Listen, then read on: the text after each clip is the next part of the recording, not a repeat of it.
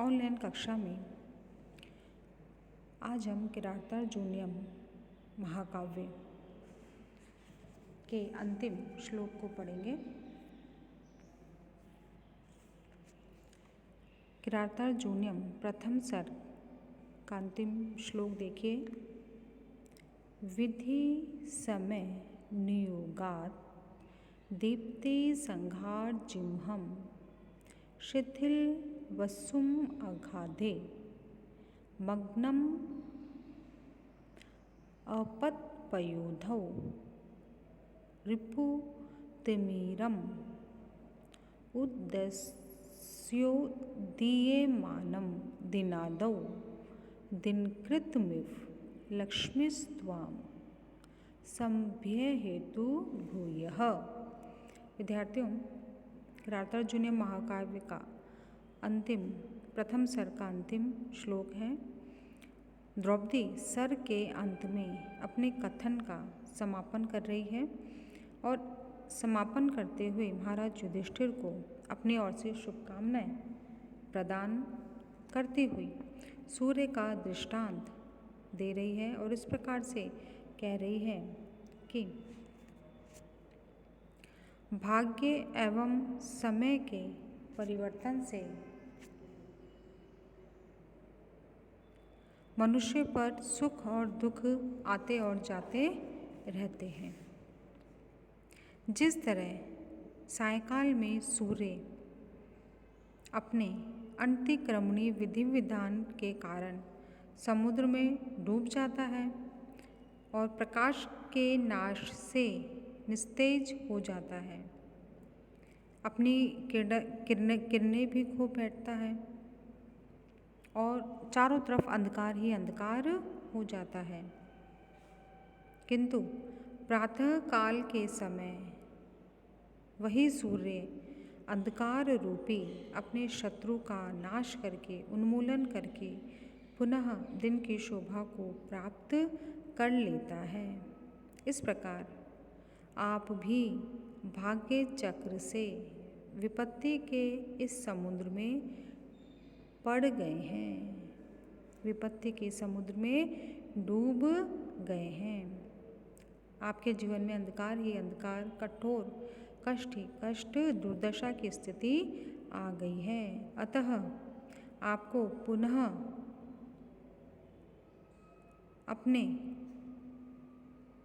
उद्योग को बढ़ाना चाहिए। आपको पुनः आशावान होकर के पूरी हिम्मत और साहस के साथ में आपको तैयार होना चाहिए, क्योंकि मुझे विश्वास है कि आप भी सूर्य के समान अपने शत्रुओं का संहार करके विजयी होंगे, विजय को प्राप्त होंगे और अपने राज्य और अपनी प्रतिष्ठा को पुनः प्राप्त कर लेंगे।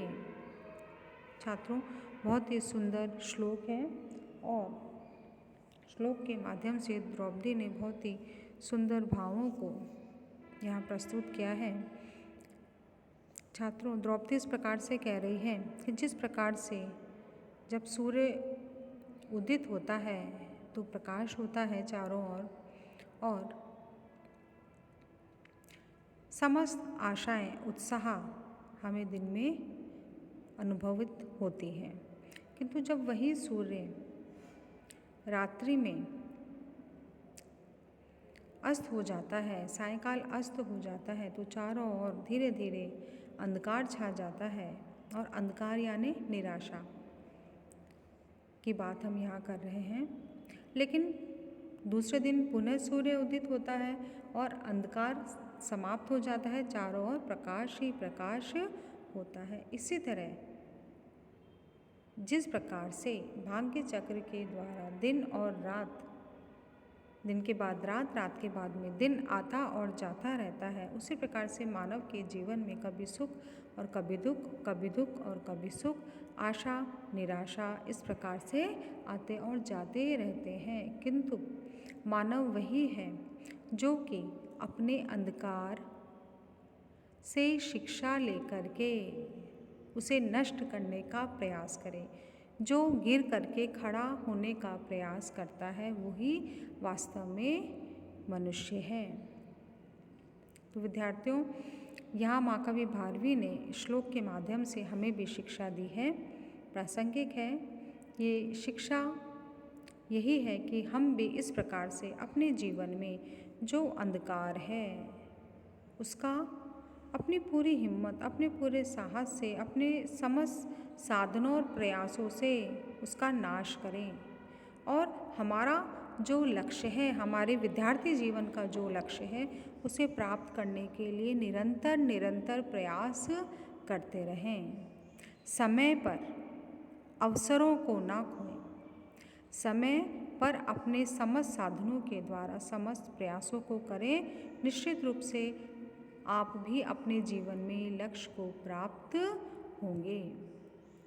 तो विद्यार्थियों, इसीलिए किरातार्जुन जूनियर महाकाव्य की प्रासंगिकता है।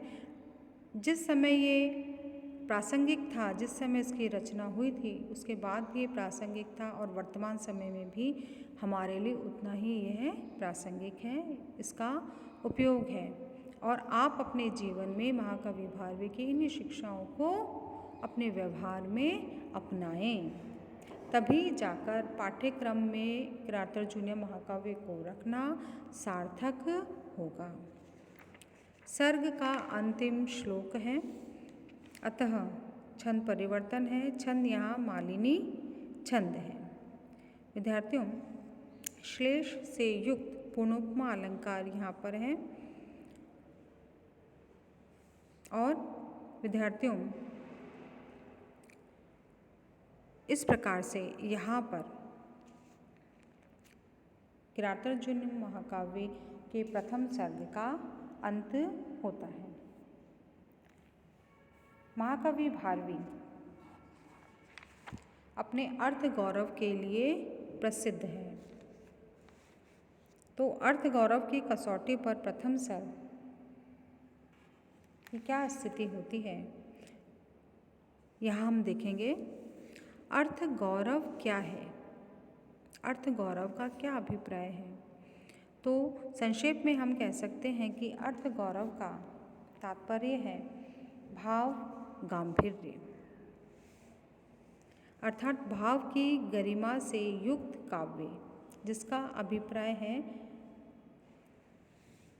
कि काव्य में व्यंजना शक्ति का प्रयोग हो, निरर्थक शब्द ना हो, चमत्कार ना हो, प्रत्येक शब्द, अक्षर और मात्रा तक के प्रयोग का औचित्य हो, भाषा प्रांजल हो, प्रत्येक शब्द से जंजीर अर्थ की अभिव्यक्ति हो, यानी कम शब्दों में अधिक से अधिक उत्तम भावों की अभिव्यंजना हो सके, ऐसे काव्य को अर्थ गौरव से युक्त काव्य कहते हैं। तो महाकवि भारवी अर्थ गौरव के लिए प्रसिद्ध हैं। और महाकवि भारवी ने अर्थ गौरव का अर्थ भी लिखा है।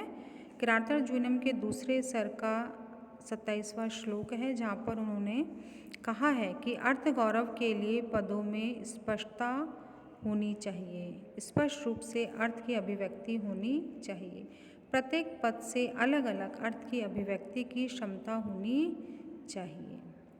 और यह बात भी कह रहे हैं कि प्रसन्न गंभीर अर्थ वाली ऐसी वाणी सौभाग्यशाली पुण्यवान ही प्रयोग कर पाते हैं। विद्यार्थियों, तो ऐसा जो अर्थ गौरव है, यह महाकवि भारवी के किरातार्जुन जूनियर महाकाव्य में इसके प्रथम सर्ग को पढ़ते हुए हमने देखा है, अनुभवित किया है। गागर में सागर भरना की कहावत यहाँ अर्थ गौरव के लिए चरितार्थ होती है, यानी कम शब्दों में अधिक से अधिक भाव, अधिक से अधिक ज्ञान, अधिक से अधिक पांडित्य, विद्वत्ता को सौंदर्यपूर्ण तरीके से संयुक्त कर देना ही अर्थ गौरव है। और ऐसा करने वाले जो होते हैं कवि, श्रेष्ठ कवि, उत्तम कवि, वो महाकवि कहलाते हैं। तो इसलिए महाकवि भारवी को महाकवि पद प्राप्त है। विद्यार्थियों, आप देखेंगे कि महाकवि भारवी का जो काव्य सौष्ठव है उसमें कथा विन्यास, चरित्र चित्रण, रस, अलंकार, भाषा और सूक्ति अर्थ गौरव का समावेश है। विद्यार्थियों, प्रथम सर्ग में महाकवि भारवी ने 11 सूक्तियों का प्रयोग किया है। ये सूक्तियाँ आप देख रहे हैं। न हि प्रियं प्रवक्तुमिच्छन्ति निशा हितैषिणः। हितैषी व्यक्ति असत्य प्रिय वाचन नहीं करना चाहते। हितम मनोहारी च दुर्लभम वचः। हितकारी और मनोहर वचन दुर्लभ है। समुन्नयम भूतिम अनारी संगमात वरम विरोधोपि समम महात्म भी। दुष्ट व्यक्तियों से मित्रता की अपेक्षा महात्माओं के साथ विरोध करना अधिक श्रेष्ठ है। गुणानुरोधिन विना न सत्क्रिया। गुणों के बिना सत्क्रिया सत्कार नहीं होता। अहो दुरंता बलवत विरोधिता। बलवानों से विरोध बुरे अंत वाला होता है। और व्रजन्ति ते मूढ़धियः पराभवम भवन्ति मायाविषु येन मायिनः। कि वे मूर्ख बुद्धि के लोग पराभव को प्राप्त होते हैं जो मायावियों के साथ मायायुक्त आचरण नहीं करते। विचित्र रूपः खलु चित्तवृत्तयः। चित्त की जो वृत्तियां हैं वो अनेक प्रकार की होती हैं। विद्यार्थियों, इस प्रकार से और अंत में हमने देखा निराश्रया हंत हता मनस्विता। अहो मनस्विता निराश्रय को प्राप्त होकर समाप्त हो गई है। तो विद्यार्थियों, प्रथम सर्ग में महाकवि भारवी ने 11 सूक्तियों का प्रयोग किया है और सूक्ति हमने श्लोकों के साथ में पढ़ी है। तो विद्यार्थियों, इस प्रकार किरातार्जुनीय महाकाव्य का प्रथम सर्ग यहीं समाप्त हो रहा है और मैं अपना व्याख्यान यहीं समाप्त कर रही हूँ। धन्यवाद।